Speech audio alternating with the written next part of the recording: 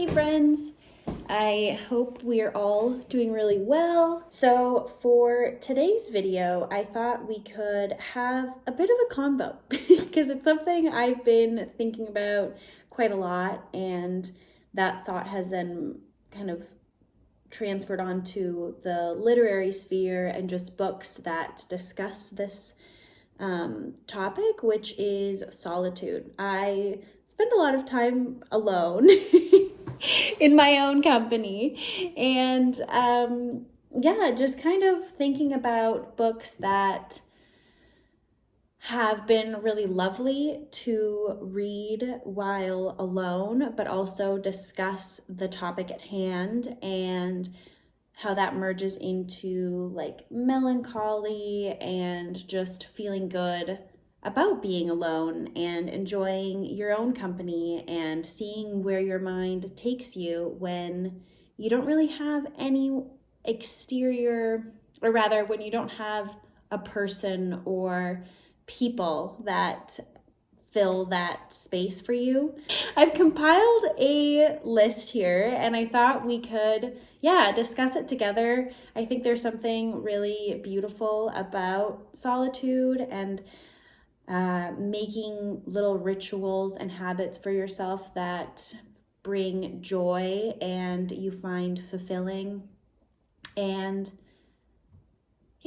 feeling that sense of self-sufficiency, and that, of course, human interaction and having others and having a community is obviously incredibly important, and that's where we thrive, and that's the beauty of life, is also connecting to fellow humans and having that meeting of the minds and that effervescence. But I would argue it's also really important to hone that and also enjoy and prioritize the time that you have with yourself and enjoying that time. So anyways, if you want to continue on the solitude conversation, please, drop some lines downstairs. I would love to read. And this could mean like willing solitude, as in you, like I mentioned already, like you're more of a introverted person and like to do that kind of alone introspection and enjoying your time with yourself. It could also be if, like, I don't know, you're going through a breakup or a period in life where maybe you're moving and you don't really have that community yet, and you're maybe spending more time with yourself than you're used to, and it's maybe a little bit uncomfortable, or whatever. You can take solitude to mean whatever you want it to mean. But hopefully these books will make you think, make you see life maybe through a different lens, even if it's just temporarily, as you're engaging with the words that these authors and the sentiments that these authors bring forth. And just ruminate in that. The first kind of clump of books I would say are for that person who like maybe feels alone, and these books can maybe help you feel as though you're part of a larger collective.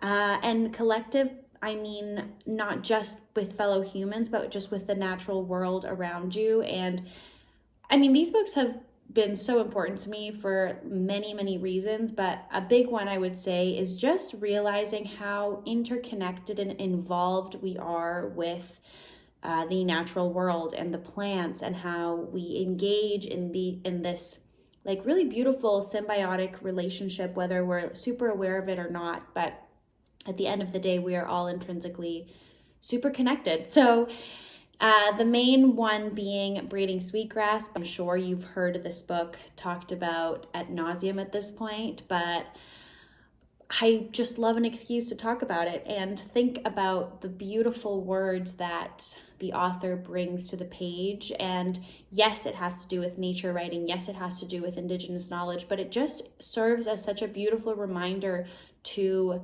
seek solace and comfort in nature and in plants and botany, and the beauty that it can offer us, and the comfort and the just love that the natural world can provide for us humans is just such a beautiful thing. And it engages with that in such an intimate and beautiful way that it'll make you just feel so good and see the world with such love and compassion and care. Actually, care is a big one in that book. And yeah, it's just a beautiful thing. So when you take yourself out on a little solo walk, or if you're running errands, whatever it is, yeah, just look at the world around you and just admire and appreciate whatever natural landscape surrounds you. Along that similar line, we have anything really by Mary Oliver. I recently read Dreamwork, which is a collection of essays a collection of poetry that centers largely on nature and Oliver's relationship with animals. And again, there's just something with engaging with the flora and fauna that surrounds us that I find just really special, in a time of communion and connection with yourself and other living organisms that is really special. And in this capitalist environment where we're even more and more detached from the land, I think anything that reminds you and takes you back to nature is so important and just so beautiful, and something that you can do entirely on your own. In fact, I would argue it's even better to go in there entirely on your own and just experience the magic.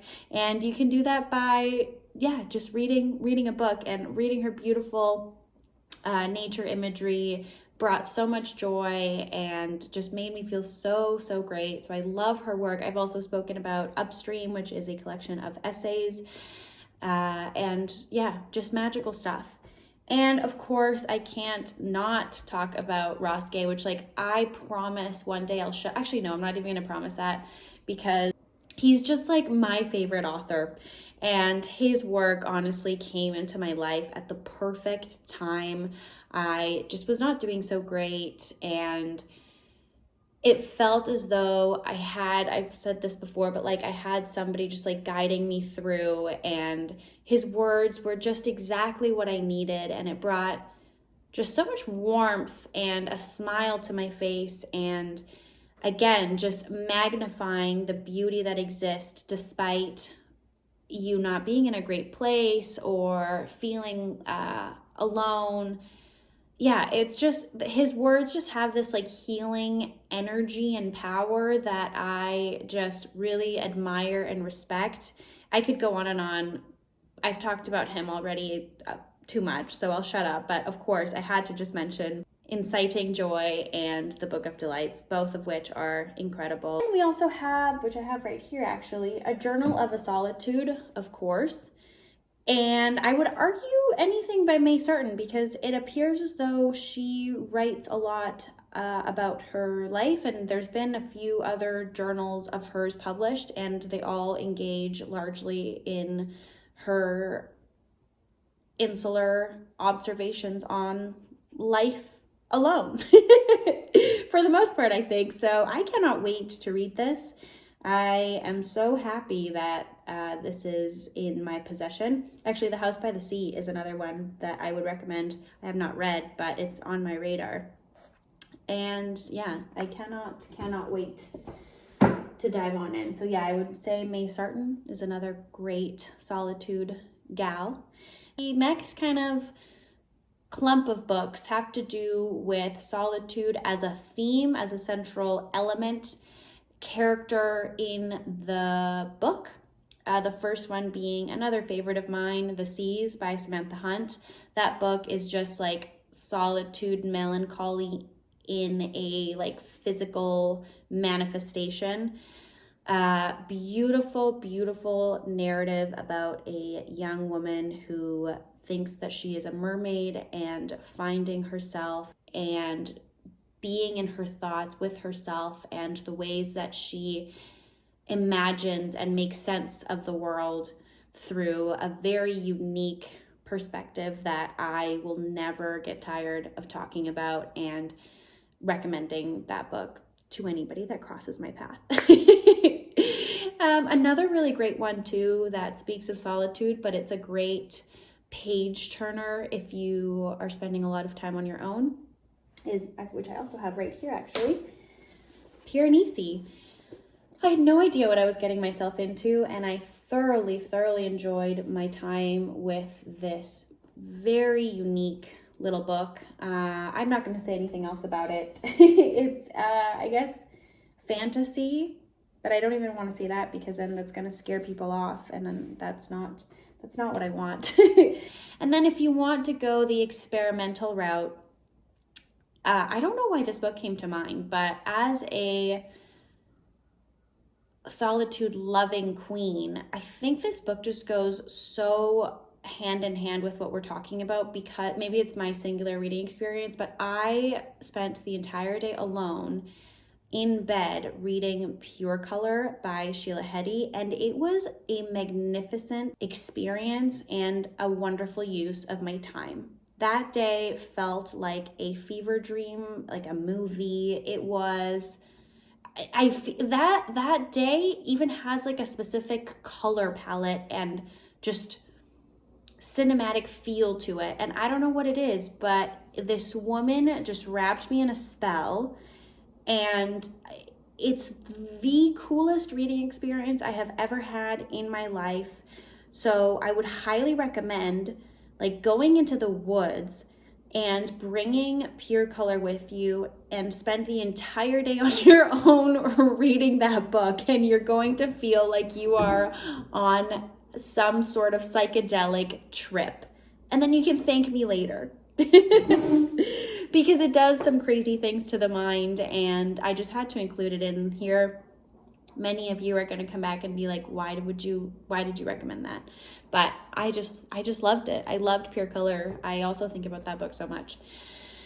Okay, then the next two I myself have not read, but I just feel like they belong in the Solitude girly starter pack. The first one being Pond by Claire Louise Bennett. I don't know if maybe because today I just finished Checkout 19, which I would also include in this list, but Pond seems as though is a very solitude speaking book.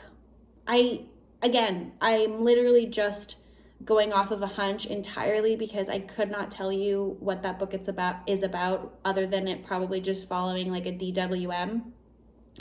But I feel like that would work, as well as The Wall by Marlene something or other. I don't know the author's name, but this is the novel that follows a woman who is closed off from the world, and she is forced to live in solitude among nature and animals because the rest of humanity has died.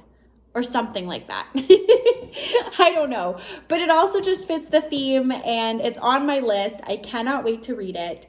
And again, I think it's a really nuanced exploration on solitude and being self-sufficient and being in nature, all of which are things that interest me and are part of this larger conversation that we're having right now. So I think that book would be very fitting. We have Autobiography of Red by Anne Carson. Again, quintessential melancholy solitude girly book. This book again just really swept me off my feet. I did not know what I was going to experience, but Anne Carson just illustrated the most magical and earnest and sincere book I have read in a really long time.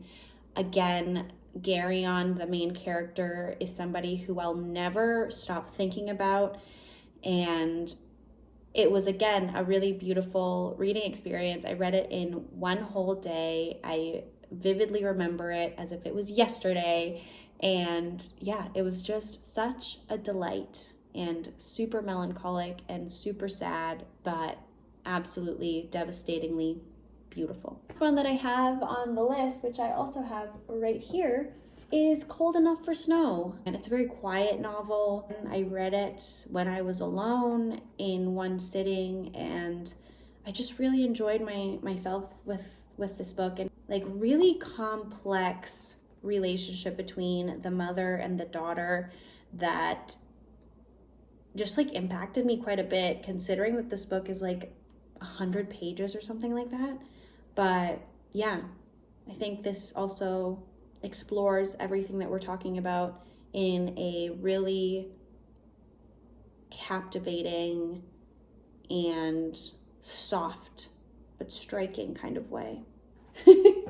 So yeah, anyway, those are all of my recommendations. If you have any other books that kind of speak about what we've been discussing, please let me know, because I've kind of realized that this is the genre or subject matter that I love reading about the most unintentionally.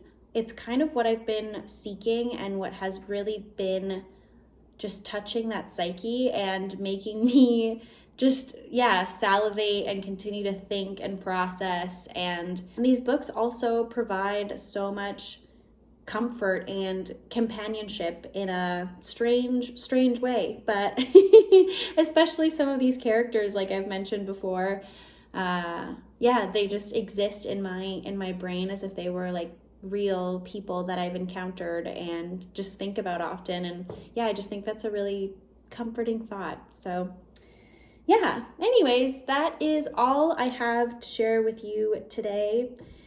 I hope you're having a really lovely weekend, and I hope to see you all very soon. I'm going to the library again tomorrow, and I cannot wait. I'm on a library kick, as we all should be. So if you needed a library reminder, this is it right here. Yeah, I'll stop blabbing. The sun's leaving us, so it's time for me to just shut up. But I love you all. See you soon. Bye.